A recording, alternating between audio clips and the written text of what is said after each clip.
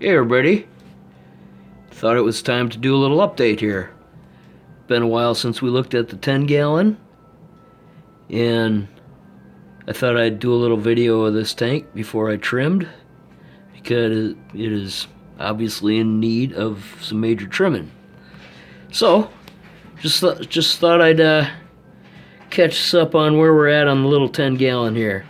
So what we got in here is an assortment of tetras. We got neons and ember tetras, and some cories, and two different species of pistogramma. We got cockatoos down here. There's an orange flash, and there's this female, and they spawned in this little pot here. And there's fry in there. Probably be very difficult to pick them up, but they're... Yeah, there's one right there. You see them moving there. There's a couple in there. Yeah, there's several in there.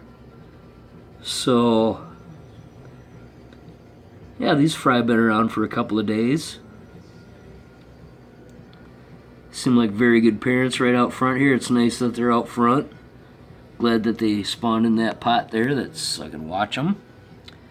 They're very, very aggressive with the other fish. Nobody comes within range of those fry really. So that has relegated all the neons and the embers to the upper part of the tank, which is fine. And there's also I believe that's a Borelli right there. See how aggressive that female is. She just tolerates no one. So I believe that was a female Borelli. I don't know if that one got out with its life or not, but oh yeah, it's back in the corner there. But yeah, those little apistos, those cockatoos, they are some protective fish. So yeah, this tank is doing well. There's for a while there, it had some, I had this, I don't want to call it brush algae, but it was kind of bristly. It was gray in the tank. You know, it was like hair algae, but it was really kind of bristly and kind of coarse, but it didn't grow in real tight clumps like the brush algae. It was kind of that same color. You could pull it out by strings, but when you pulled it out of the tank, it looked green, so it must have been some strange kind of hair algae. So anyways, that was kind of, that had built up for a while. That had come in on the, I don't know, in my house, the Java ferns are notorious for carrying that stuff around. I'm sure there's still some on there somewhere. But anyways, that algae, particular algae, had really kind of, hadn't taken over the tank, but it made it kind of unpleasant, so I went in with a spray bottle and some hydrogen peroxide, and just, I brought the water level down to maybe down a third maybe, and I just sprayed the top of the plants with hydrogen peroxide. That corner filter, or that aqua and internal filter back there was really covered with that algae, and you'd have to pull it out and scrub it off to even start to get rid of it, and even then it was hard to scrub off. But anyways, that hydrogen peroxide, it started, immediately started turning that algae red, and it was, I think I might have did a second treatment the next day, and didn't hurt the fish at all,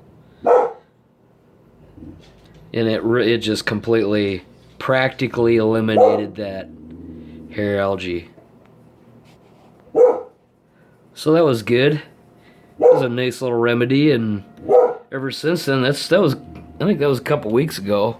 Ever since then, it's been doing fine. It's been maintaining. It just kind of needed that bump to get reset, because that algae I could not fight it off just by water changes or maybe a little bit stronger XL dosing or something like that.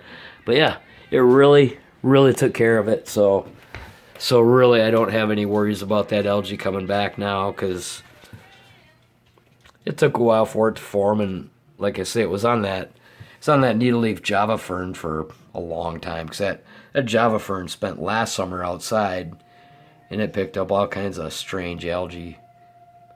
So it had been on there for a while. It just hadn't had a chance to get hold like it did in this tank, and once it did, it was hard to knock back.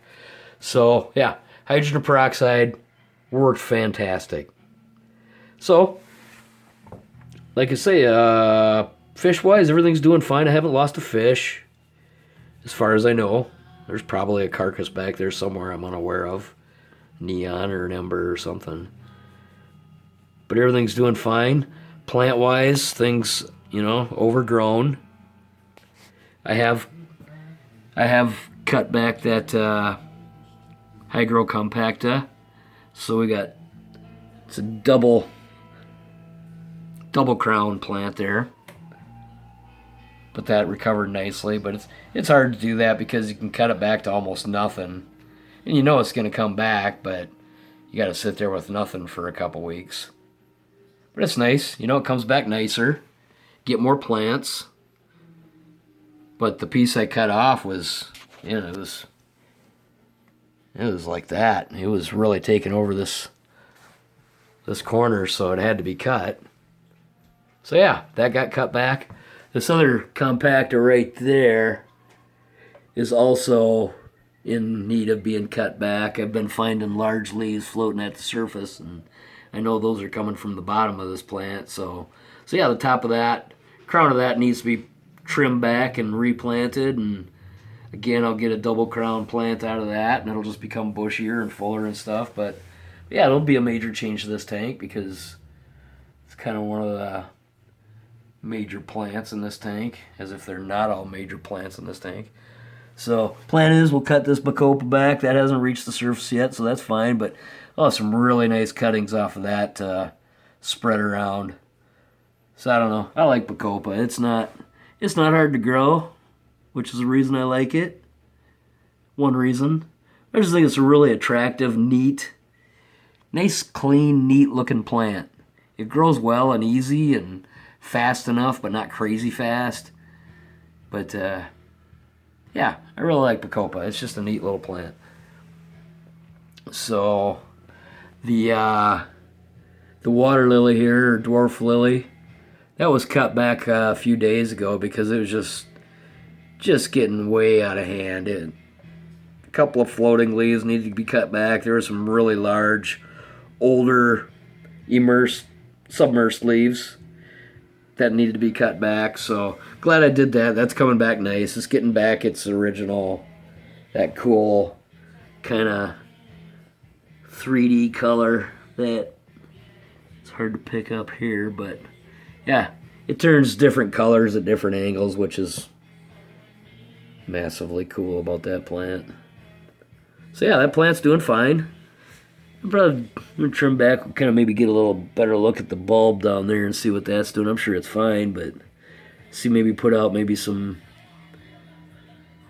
pieces I can transfer around to another tank. The crypt stuff back there is doing fine. Doing fine sitting under the banana plant, which is doing fine.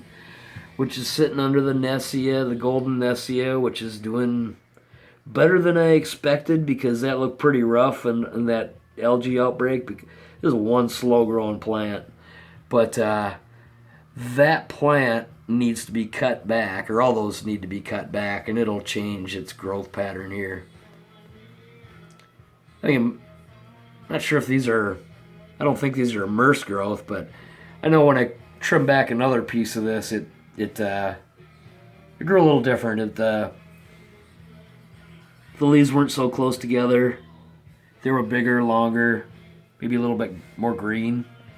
But I hit this tank with iron the other day, so getting some nice reds in there right now. So but yeah, that Nessia is doing fine. Really didn't think I'd do much with that. I figured it'd just be another plant that I killed because it's a little bit harder stem plant, but yeah, it's doing all right. Keep the algae off it, it'll be fine. Yeah, we got some overgrown Ludwigia, we got some narrow-leaf Ludwigia, and some regular Ludwigia, I think Ludwigia repens. And I don't know what the narrow-leaf Ludwigia is, but both equally easy to grow. It's kind of spreading all over, and the Java fern is doing fine, doing really well. Love the needle-leaf Java fern. It's one of the coolest plants I got. Had that plant for many, many years. Don't even know how many years. So, that's the 10-gallon tank as of today. Going into springtime. Got the back room open finally. Got some tanks sitting there waiting for something to be done with them. But, yeah. Nice to be going into spring with a nice looking tank like this, and everything's doing well, and got some fry in there, so I'm running out of time on this video, so that's the update on our 10-gallon planted Apisto tank. And the busy Apistos. Yeah, fun to watch. This is a fun tank to watch right now. Them Apistos are really good parents. Really aggressive. But anyways, running out of time here. Thanks for watching.